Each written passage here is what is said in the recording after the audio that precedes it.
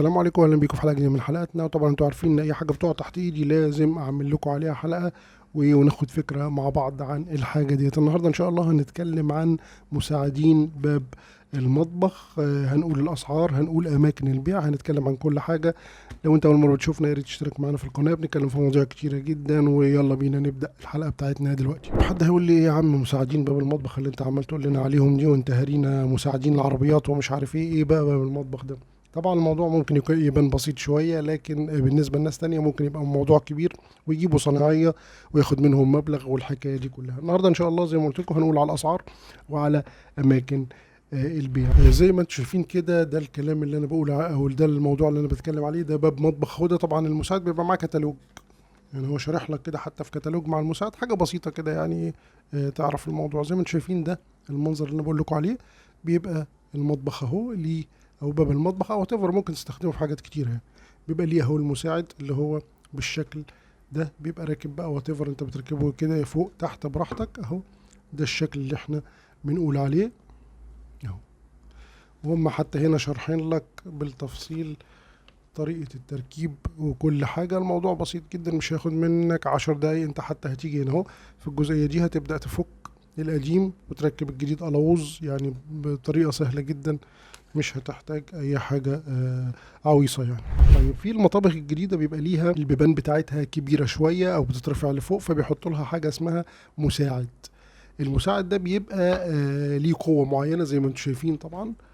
وفي نفس الوقت ده لو باظ بيبقى عامل مشكله كبيره، والباب ما بيفضلش، تفضل بقى فاتح الباب كده لفوق ومستني حد يمسكه لك والكلام ده كله. وممكن ان انت تروح تجيب صنايعي يقول لك 500 و600 جنيه وتركيبات ومش تركيبات والموضوع ده كله. طيب ايه بقى حكايه المساعدين دي؟ طبعا المساعدين زي ما قلنا بتفتح البيبان وبيبقى ليها رقم معين للقوه بتاعتها.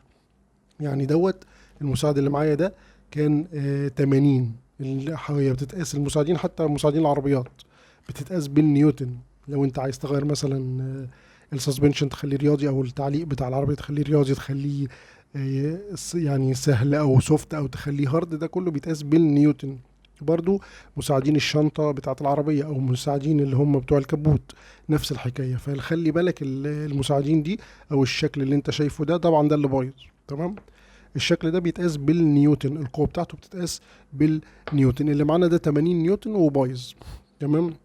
طيب هتنزل تجيبه منين او ايه اماكن البيع؟ طبعا ممكن تجيبه في محلات بتبقى ليها اللوازم اللي هي الاوكر والكلام ده كله، ممكن تلاقيها فيها. وممكن تسترخص شويه او مش تسترخص، تروح تقول اجيبه من الرواعي. الرواعي هتلاقي طبعا فيه تشكيله كبيره جدا، واكيد هتلاقي الاسعار اقل شويه. طبعا الاسعار حسب القوه، يعني حسب قوة المساعد بتتحدد حسب القوة، وفي نفس الوقت بتتحدد حسب الجودة بتاعته. ففي حاجات بداية من مثلا اللي قلنا بتاع المطابخ، نقول بداية من 120 عندك لحد 250 جنيه حسب القوة اللي انت بتجيبها. طب اللي معانا دوت، ده معانا هو واحد ده الجديد بقى.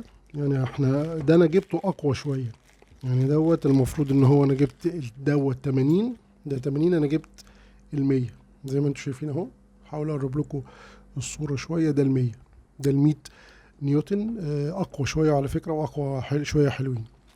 ده حاجة. الحاجة التانية ان انت زي ما قلت لكم ممكن تجيبه من رواعي بارخص شوية، او انت تجيبه وتركبه، والموضوع سهل جدا. يعني هيدي الجزئين دول هيبقوا راكبين عندك كده كده في باب المطبخ، او في وات ايفر بقى، حتى لو في عربية في اي حاجة. هو ده المساعد بيستخدم لحاجات كتيرة جدا. انت كل اللي هتعمله ان انت هتفكه زي ما انتم شايفين. هو قلاووز كده بيتفك، يعني حتى مش هتضطر انت تفك ده رغم ان هم جايين معاه. يعني هو بيجي معاه هو في الكيس بتاعه مساميره بحاجته اهو. بصوا المسامير بالحاجه بكل حاجه، بحيث ان انت على طول تبدا ان انت تركب بكل سهوله، او بقى وات ايفر الصنايعي اللي هيجي لك هو اللي يركب. فانت زي ما انت شايف اهو، دول الجزئين بتوعه اهو. دول الجزئين اللي بيبقوا جايين معاها بمساميرهم بكل حاجه. وزي ما انت شايف بيبقى اجزاء سهله وبسيطه في التركيب. الموضوع بسيط جدا. وطبعا لازم تقيس، يعني تطلع القديم و تقيسه بالجديد. طيب هتقولوا لي الرواعي فين والدنيا دي؟ انت دايما بتقول الاماكن وما بتقولش العناوين بتاعتها. الرواعي ده في العتبه.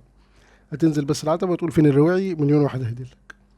هتلاقي طبعا تشكيله كبيره جدا هناك. فطبعا لازم تفك القديم، وزي ما انت شايف كده تقارنه بالجديد. خلاص قارناه والدنيا تمام. بصوا حتى القديم اهو بكل سهولة هيركب في الاماكن اللي انت فمعنى كده ان انت لما تجيب الجديد ان شاء الله هتركبه على طول، مش هتحتاج ان انت حتى تجيب بقى مفك وتركب مسامير والحاجات دي كلها، لان دي 90% من يعني الاجزاء دي بتبقى قوية جدا وما بتبص بسهولة. لكن اللي بيبوظ المساعد نفسه. زي ما انتم شايفين الفكرة بسيطة وسهلة جدا، ما فيهاش اي افكار.